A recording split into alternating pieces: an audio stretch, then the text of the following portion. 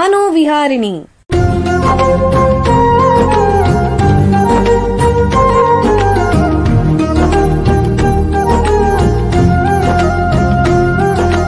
ಬೆಂಗಳೂರಿನ ನಿಮ್ಹಾನ್ಸ್ ವತಿಯಿಂದ ಮಾನಸಿಕ ಆರೋಗ್ಯ ಮತ್ತು ನರವಿಜ್ಞಾನ ಕುರಿತ ಪ್ರಾಯೋಜಿತ ಶಿಕ್ಷಣ ಮಾಲಿಕೆ.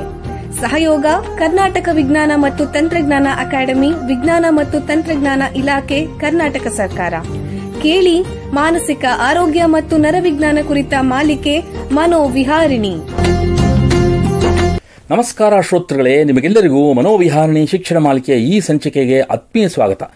ಹಿಂದಿನ ಹಲವು ಸಂಚಿಕೆಗಳಿಂದ ನರಮಂಡಲದ ಅಸ್ವಸ್ಥತೆಗಳು ಅಂದರೆ ನ್ಯೂರಲಾಜಿಕಲ್ ಡಿಸಾರ್ಡರ್ಸ್ ಬಗ್ಗೆ ಚರ್ಚೆ ಮಾಡ್ತಾ ಬಂದಿದ್ದೀವಿ.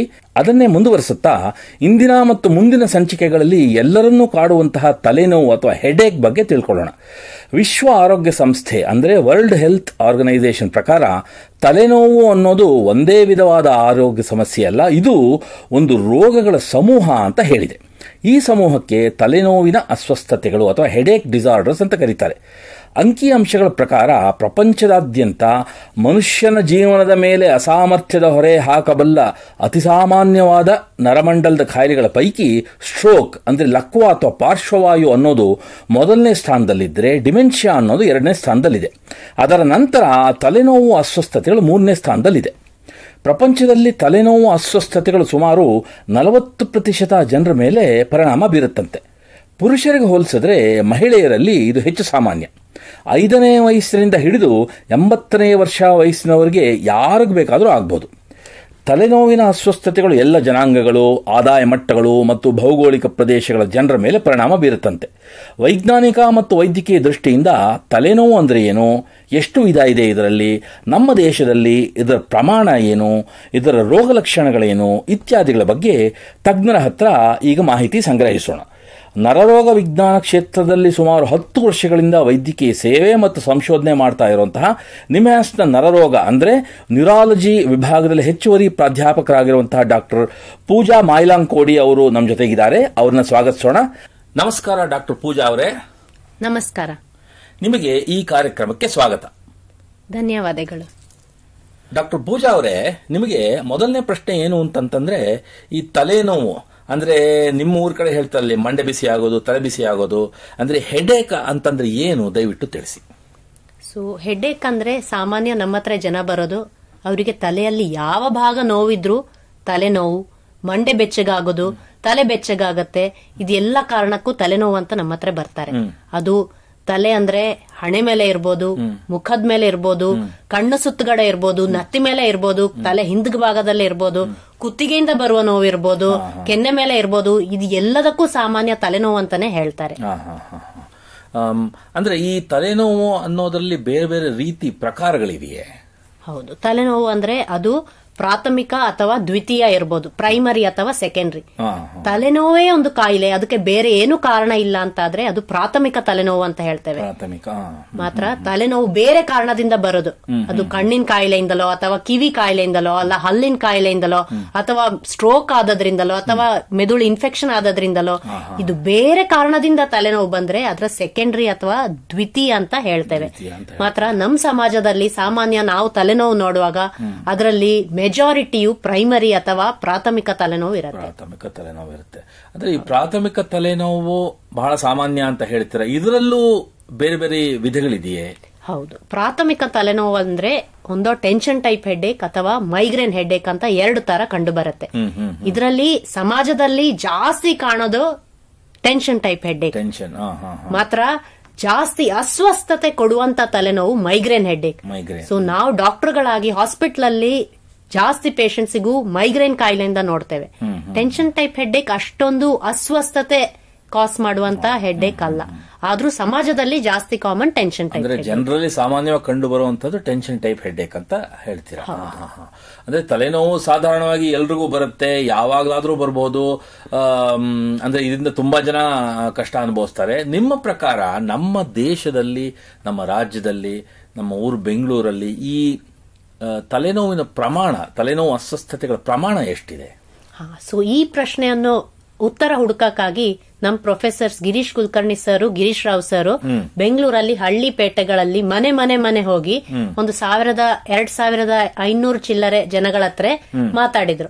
ಸೊ ಹಾಗೆ ನೋಡಿದಾಗ ಅವ್ರು ಕಂಡು ಬಂದಿದ್ದೇನಂದ್ರೆ ಈ ಮೈಗ್ರೇನ್ ತರ ತಲೆನೋವು, ಅದು ಅಸ್ವಸ್ಥತೆ ಕಾಸ್ ಮಾಡುವಂತ ತಲೆನೋವು ಸಾಮಾನ್ಯ 100ರಲ್ಲಿ 25 ಜನಕ್ಕೆ ಇರ್ಬೋದು.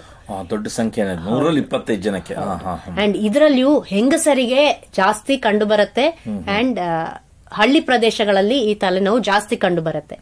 ನಮ್ ಲೋಕದ ಪ್ರಾಮಾಣಿಕತೆ ನೋಡಿದ್ರೆ 16% ಇರೋದು, ನಮ್ ಕರ್ನಾಟಕದಲ್ಲಿ 25% ಕಂಡು ಬರುತ್ತೆ ಈ ಮೈಗ್ರೇನ್ ಕಾಯಿಲೆ. ಅಂದ್ರೆ ಪ್ರಪಂಚದಲ್ಲಿ ಬೇರೆ ಕಡೆ ಬೇರೆ ದೇಶಗಳಲ್ಲಿ ಅಂಕಿಅಂಶಗಳ ಪ್ರಕಾರ 16% ಇರುತ್ತೆ, ಇಲ್ಲಿ ನಮ್ಮಲ್ಲಿ 25% ಇದೆ ಅಂತ ಹೇಳ್ತಿದ್ರ. ಸರಿ ಸರಿ. ಈಗ ಒಂದು ಸಣ್ಣ ವಿರಾಮ ತಗೊಳ್ಳೋಣ, ನಂತರ ತಲೆನೋವಿನ ಬಗ್ಗೆ ಚರ್ಚೆನ ಮುಂದುವರಿಸೋಣ. ಬೆಂಗಳೂರಿನ ನಿಮ್ಹಾನ್ಸ್ ಮಾನಸಿಕ ಆರೋಗ್ಯ ಮತ್ತು ನರವಿಜ್ಞಾನ ಕ್ಷೇತ್ರದಲ್ಲಿ ಹೆಸರುವಾಸಿ. ಶ್ರೇಷ್ಠ ಗುಣಮಟ್ಟದ ಔಷಧೋಪಚಾರ, ಸಂಶೋಧನೆ ಮತ್ತು ತರಬೇತಿ ಇವೇ ನಿಮ್ಹಾನ್ಸ್ನ ಪ್ರಮುಖ ಧ್ಯೇಯಗಳು. ದೇಶದ ವಿವಿಧ ಭಾಗಗಳಿಂದ ಬರುವ ಲಕ್ಷಾಂತರ ಜನರಿಗೆ ಚಿಕಿತ್ಸೆ ನೀಡುವ ನಿಮ್ಹಾನ್ಸ್ಗೆ ರಾಷ್ಟ್ರೀಯ ಪ್ರಾಮುಖ್ಯತಾ ಸಂಸ್ಥೆ ಎಂಬ ಗೌರವ. ಚಿಕಿತ್ಸೆ ಮತ್ತು ವೈದ್ಯಕೀಯ ಸೇವೆಗಳ ಜೊತೆಯಲ್ಲಿ ನರರೋಗ ಮತ್ತು ಮನೋವೈದ್ಯಕೀಯ ಪುನರ್ವಸತಿ ಸೇವೆಗಳು, ಸಮುದಾಯ ಮಟ್ಟದ ಆರೋಗ್ಯ ಕಾರ್ಯಕ್ರಮಗಳನ್ನು ನಡೆಸುವುದು ಹಾಗೂ ಜನಜಾಗೃತಿ ಮೂಡಿಸುವ ಕೆಲಸಗಳಲ್ಲಿ ಸಕ್ರಿಯವಾಗಿದೆ ನಿಮ್ಹಾನ್ಸ್. ಈ ನಿಟ್ಟಿನಲ್ಲಿ ಆಕಾಶವಾಣಿಯ ಶ್ರೋತೃಗಳಿಗೆ ನರಮಂಡಲ ಮತ್ತು ಮಾನಸಿಕ ಆರೋಗ್ಯದ ಬಗ್ಗೆ ಉಪಯುಕ್ತ ಮಾಹಿತಿ ನೀಡುವುದೇ ಕರ್ನಾಟಕ ವಿಜ್ಞಾನ ಮತ್ತು ತಂತ್ರಜ್ಞಾನ ಅಕಾಡೆಮಿಯ ಸಹಯೋಗದೊಂದಿಗೆ ಮೂಡಿಬರುತ್ತಿರುವ ಈ ಮನೋವಿಹಾರಿಣಿ ಶಿಕ್ಷಣ ಮಾಲಿಕೆಯ ಮೂಲ ಉದ್ದೇಶ. ವಿರಾಮದ ನಂತರ ಮನೋವಿಹಾರಿಣಿಯ ಈ ಸಂಚಿಕೆಗೆ ನಿಮಗೆಲ್ಲರಿಗೂ ಮತ್ತೊಮ್ಮೆ ಸ್ವಾಗತ. ವಿರಾಮಕ್ಕೆ ಮುಂಚೆ ತಲೆನೋವಿನ ಅಸ್ವಸ್ಥತೆಗಳ ಬಗ್ಗೆ ನಿಮ್ಹಾನ್ಸ್ನ ತಜ್ಞರಾದ ಡಾಕ್ಟರ್ ಪೂಜಾ ಅವರ ಹತ್ರ ಮಾತಾಡ್ತಾ ಇದ್ವಿ. ಈಗ ಚರ್ಚೆನ ಮುಂದುವರಿಸೋಣ. ಡಾಕ್ಟ್ರೇ, ಈ ತಲೆನೋವುಗಳು ವಿವಿಧ ರೀತಿ ಅಂತ ಹೇಳಿದ್ರಿ ನೀವು, ಪ್ರಾಥಮಿಕ ಅಥವಾ ದ್ವಿತೀಯ, ಅದರಲ್ಲೂ ಮೈಗ್ರೇನ್, ಟೆನ್ಷನ್ ಟೈಪ್ ಅಂತೆಲ್ಲ ಹೇಳಿದ್ರಿ. ಈ ಎಲ್ಲ ತಲೆನೋವುಗಳು ಒಂದೇ ರೀತಿ ಲಕ್ಷಣ ಇರುತ್ತೆಯೇ? ಆಮೇಲೆ ಇನ್ನೊಂದು ಏನಂದ್ರೆ ತಲೆನೋವು ಅಲ್ಪಾವಧಿಯದ್ದಾಗಿರುತ್ತದೆಯೇ ಅಥವಾ ಅದು ದೀರ್ಘಕಾಲಿಕವಾಗಿರಬಹುದೇ? ಇದೆರಡು ವಿಷಯಗಳು ತಿಳಿಸಿ. ಇಲ್ಲ, ಎಲ್ಲಾ ತಲೆನೋವು ಒಂದೇ ತರ ಇರ್ಬೇಕಂತ ಏನು ಇಲ್ಲ. ಕೆಲವೊಬ್ಬರಿಗೆ ತುಂಬಾ ಜೋರು ತಲೆನೋವು ಅಂತ ಹೇಳ್ತಾರೆ, ಕೆಲವೊಬ್ಬರಿಗೆ ಕಮ್ಮಿ ನೋವು ಅಂತ ಹೇಳ್ತಾರೆ, ಕೆಲವರು ಚುಚ್ಚುವಾಗ ಆಗತ್ತೆ ಅಂತ ಹೇಳ್ತಾರೆ, ಕೆಲವರು ಎಳೆದಂಗ ಆಗತ್ತೆ ಅಂತ ಹೇಳ್ತಾರೆ, ಕೆಲವರು ಮಾಮೂಲಿ ತಲೆನೋವು ಅಂತ ಹೇಳ್ತಾರೆ, ಕೆಲವರು ಹೇಳ್ತಾರೆ ಮಾಮೂಲಿ ತಲೆನೋವೇ ಮಾತ್ರ, ಇವತ್ತು ಬಂದ ತಲೆನೋವು ಸ್ವಲ್ಪ ವ್ಯತ್ಯಾಸ ಇದೆ ಅಂತ ಹೇಳ್ತಾರೆ. ಇದರಿಂದ ಎಲ್ಲ ನಮ್ಗೆ ಬೇರೆ ಬೇರೆ ವಿಷಯಗಳು ಅರ್ಥ ಆಗತ್ತೆ. ಸಾಮಾನ್ಯವಾಗಿ ಮೈಗ್ರೇನ್ ಕಾಯಿಲೆನಲ್ಲಿ ಚುಚ್ಚುವಂತ ತಲೆನೋವು ಬರುತ್ತೆ. ಕೆಲವೊಬ್ರು ಹೇಳ್ತಾರೆ ಮಾಮೂಲಿ ತಲೆನೋವು, ಬಟ್ ಇವಾಗ ನನ್ನ ಜೀವನದಲ್ಲಿರುವ ವರ್ಸ್ಟ್ ಹೆಡ್ಡೇಕ್ ಅಂತ ಹೇಳ್ತಾರೆ. ಆತರ ಜೀವನದಲ್ಲಿರುವ ವರ್ಸ್ಟ್ ಹೆಡ್ಡೇಕ್ ಅಂತ ಹೇಳಿದ್ರೆ ಏನೋ ಸೀರಿಯಸ್ ಮೆದುಳು ಒಳಗಡೆ ಬ್ಲೀಡಿಂಗ್ ಆಗಿದೆ, ಆ ತರನು ನಮ್ಗೆ ಡೌಟ್ ಆಗತ್ತೆ, ಅನುಮಾನ ಬರುತ್ತೆ. ಅಂದ್ರೆ ಇದು ಸಾಧಾರಣವಾಗಿ ತಲೆನೋವು ಬಂದು ಹೊರಟೋಗತ್ತೆ, ಕೆಲವು ಸರಿ ಶಮನ ಆಗತ್ತೆ, ಆದ್ರೆ ಕೆಲವು ಸರಿ ಇದು ದೀರ್ಘಕಾಲಿಕವಾಗಿಯೂ ಆಗಬಹುದೇ? ಇದು ಹೌದು, ಕೆಲವೊಬ್ಬರಿಗೆ 10 ನಿಮಿಷ ಇರತ್ತೆ, ಕೆಲವೊಬ್ಬರಿಗೆ ಅರ್ಧ ಗಂಟೆ ಇರತ್ತೆ, ಕೆಲವೊಬ್ಬರಿಗೆ ದಿನಗಟ್ಲೆ ಇರತ್ತೆ. ಸೊ ಸಾಮಾನ್ಯವಾಗಿ ಏನಾಗತ್ತೆ ಅಂದ್ರೆ ಈ ನಮ್ ಪ್ರಾಥಮಿಕ ತಲೆನೋವು ಅಂತ ಹೇಳ್ತೇವೆ ಅಲ್ವಾ, ಅದು ಎಪಿಸೋಡಿಕ್ ಅಂತ ಹೇಳ್ತೇವೆ. ಬಂದು ಹೋಗಿ ಆಗೋದು. ಏನೋ ನಿದ್ದೆ ಕೆಟ್ಟ ಹೋಯ್ತು ಅವಾಗ ತಲೆನೋವು ಬಂತು, ಅಥವಾ ಬಿಸಿಲಲ್ಲಿ ಹೋದೆ ಅವಾಗ ತಲೆನೋವು ಬಂತು ಅಂತ ಹೇಳೋರಿದ್ದಾರೆ. ಸೊ ಅದು ಎಪಿಸೋಡಿಕ್ ಅಂತ ಹೇಳ್ತೇವೆ. ಮಾತ್ರ ಈ ಎಪಿಸೋಡಿಕ್ ಅನ್ನು ನಾವು ಸಮಯದಲ್ಲಿ ಅದರ ಚಿಕಿತ್ಸೆ ಮಾಡಿಲ್ಲ ಅಥವಾ ಬೇರೆ ಏನಾದ್ರೂ ಕಾರಣ ಇದ್ರೆ ಅದು ಇನ್ನೂ ದೀರ್ಘಕಾಲ ಬರ್ಬೋದು. ಸೊ ವಾರಲ್ಲಿ 2 ಸಲ 3 ಸಲ ಬರೋ ತಲೆನೋವು ಇಲ್ಲ, ವಾರಲ್ಲಿ ಎಲ್ಲಾ ದಿವಸವೂ ಬರುತ್ತೆ, ನನ್ಗೆ ಬಿಡ್ತಾನೆ ಇಲ್ಲ, ಡೈಲಿ ತಲೆನೋವು ಬರುತ್ತೆ ಅಂತ ಹೇಳುವವರು ಇದ್ದಾರೆ.